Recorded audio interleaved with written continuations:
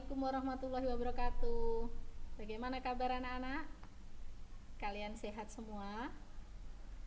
Oke, mungkin kalian yang baru kelas 7 itu mungkin baru mengenal Bu Nunuk saat ini ya. Kita bisa bertatap muka baru sekarang.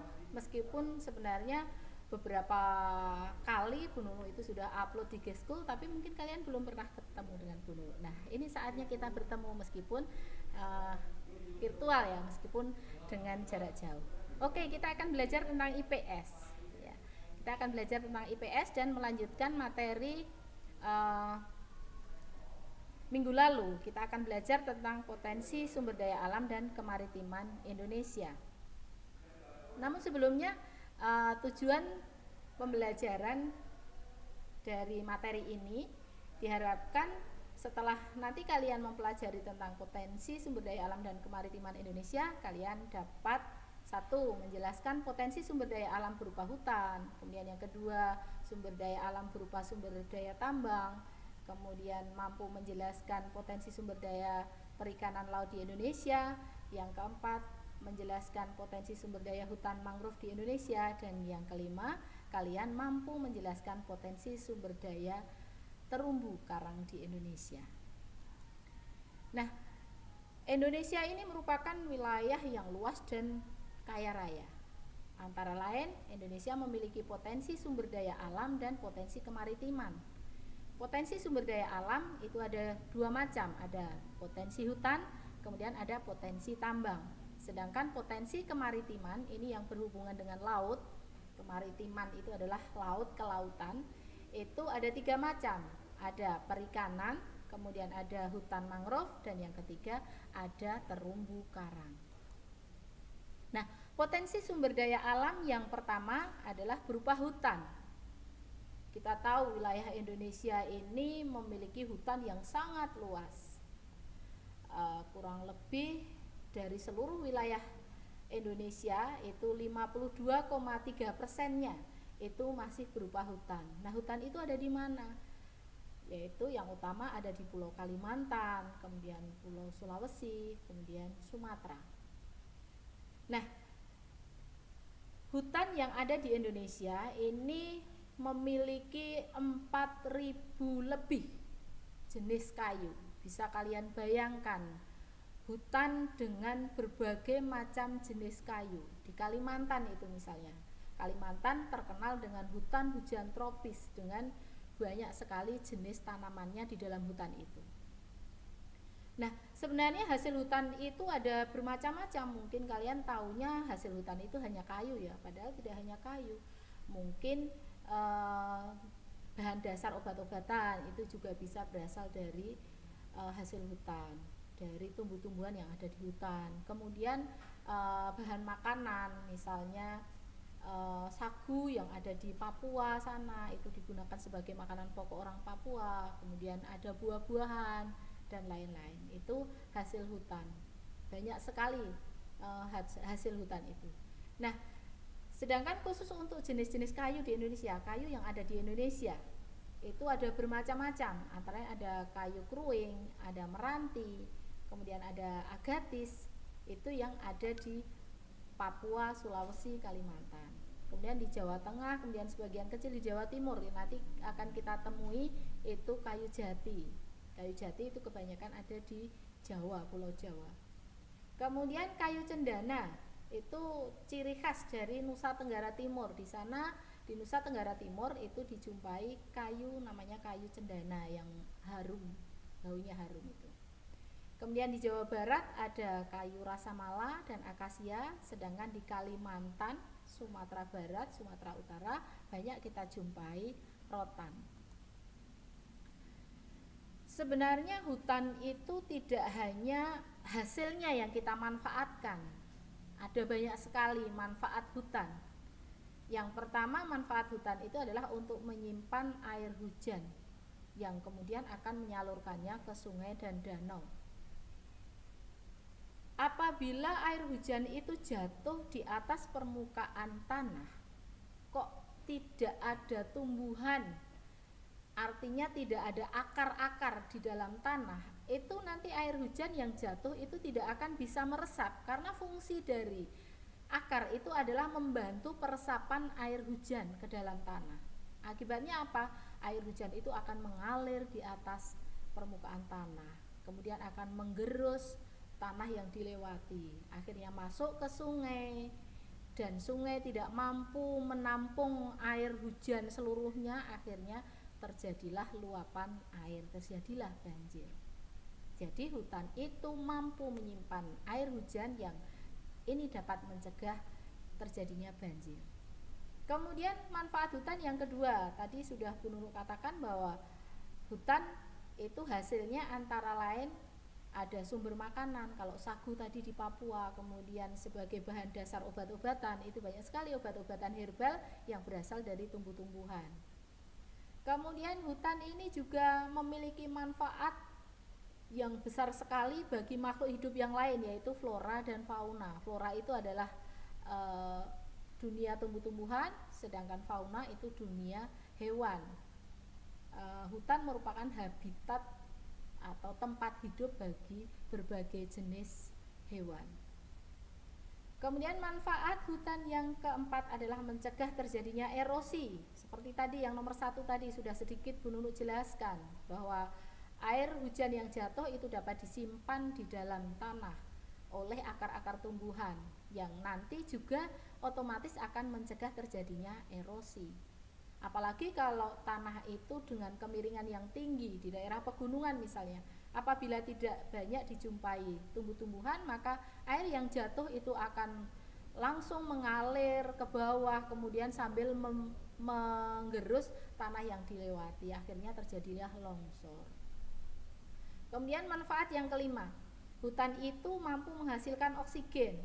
Karena apa? Kita tahu dalam pelajaran biologi itu ada proses namanya proses fotosintesis, di mana proses fotosintesis itu nanti tumbuhan itu memerlukan CO2 atau karbon dioksida yang dikeluarkan oleh asap kendaraan, kemudian dikeluarkan oleh industri, asap-asap industri itu kan akan membuat polusi bagi udara, sehingga tidak sehat digunakan untuk bernafas. Tetapi dengan adanya pohon, dengan adanya hutan, maka karbon dioksida yang dihasilkan oleh asap kendaraan dan industri tadi akan diresap oleh tumbuhan, digunakan untuk proses namanya proses fotosintesis, di mana hasil dari fotosintesis itu adalah oksigen.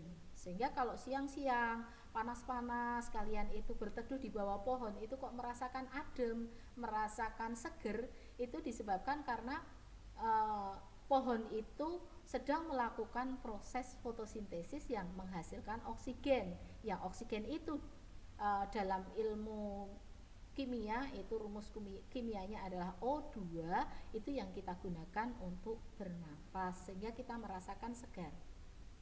Kemudian manfaat yang keenam adalah sebagai sumber kehidupan bagi masyarakat, terutama bagi masyarakat yang hidupnya atau rumahnya di pinggir hutan.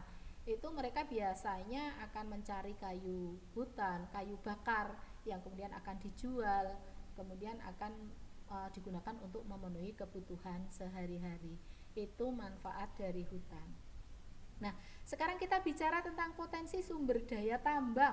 Kalau tadi potensi sumber daya alam yang pertama itu adalah hutan, sekarang potensi sumber daya alam berupa tambang.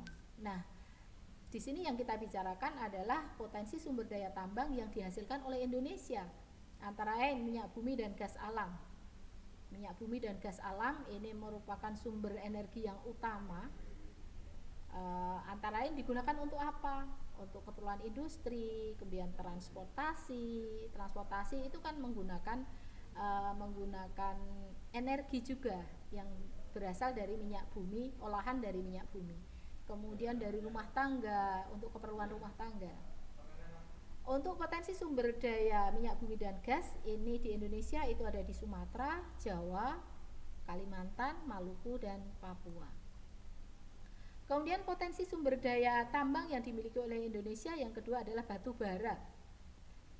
Kalau pada waktu sekolah dasar dulu, SD dulu, kalian pernah mendengar mungkin batu bara itu berasal dari sisa-sisa tumbuhan.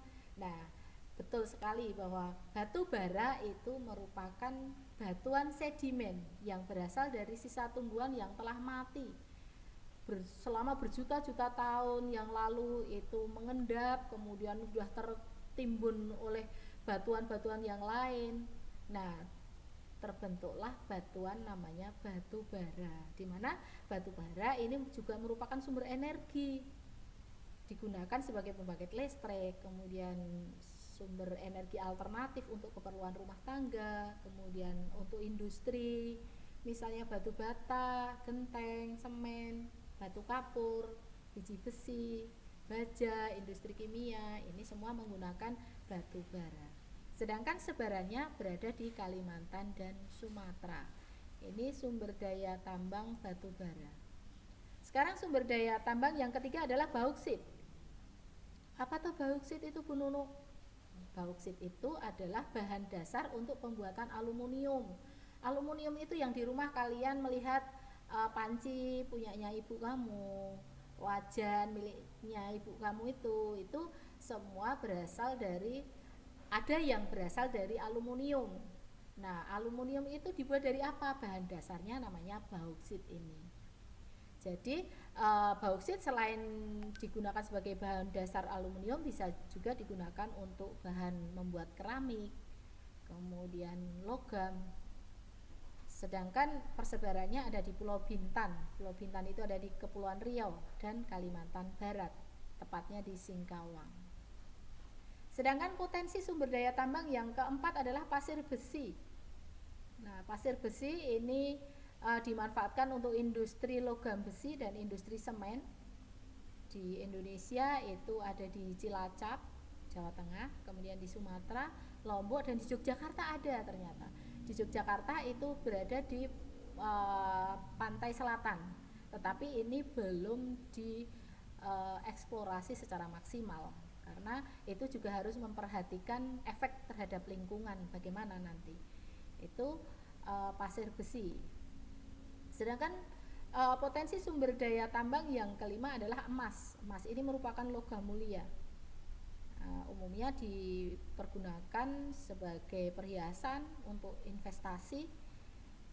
Ini di Indonesia itu yang besar, itu yang sudah dieksplorasi, itu berada di Papua, yaitu di Timika, ada PT Freeport Indonesia di sana. Kemudian ada Kalimantan Barat, tepatnya di Sambas, kemudian di Nanggru Aceh Darussalam, tepatnya di Meulaboh, kemudian Sulawesi Utara, kemudian di Bengkulu juga ada, dan di Riau. Itu emas. Nah, kita sudah selesai bicara tentang potensi sumber daya alam. Nah, sekarang kita bicara tentang potensi kemaritiman Indonesia. Nah, potensi kemaritiman atau potensi kelautan itu besar sekali di Indonesia itu. Dan kita itu merupakan negara kepulauan. Artinya di antara pulau-pulau itu ada laut di sana. Sehingga kalau ada nyanyian nenek moyangku seorang pelaut, itu memang nenek moyang kita itu dari dulu memang sudah akrab dengan yang namanya laut. Tetapi potensi kemaritiman atau potensi kelautan di Indonesia itu belum tergali secara maksimal pada waktu dulu. Nah, mulai saat ini sudah mulai digali secara maksimal, itu untuk perikanan laut, kemudian hutan mangrove dan terumbu karang. Ini sekarang sudah mulai digali. Nah, untuk perikanan terlebih dahulu, Indonesia ini memiliki angka potensi lestari yang besar, yaitu 6,4 juta ton per tahun. Nah, sekarang potensi lestari itu apa? Yaitu potensi penangkapan ikan yang masih memungkinkan bagi ikan untuk melakukan regenerasi sehingga jumlah ikan yang ditangkap tidak mengurangi populasi. Nah, di Indonesia ini ikan ditangkap itu masih bisa mencapai 6,4 juta ton per tahun. Tetapi ini belum tergali semua, sehingga kadang-kadang Indonesia ini karena memiliki potensi perikanan yang besar, itu kadang-kadang sering terjadi yang namanya illegal fishing. Illegal fishing ini adalah pencurian ikan oleh nelayan dari negara lain. Di Indonesia banyak sekali terjadi, terutama di wilayah perairan Indonesia bagian timur, khususnya di Laut Arafuru. Itu masih sering terjadi illegal fishing. Karena memang potensi ikan di Indonesia itu besar sekali dan belum semuanya belum bisa mencapai melebihi potensi yang ada di Indonesia.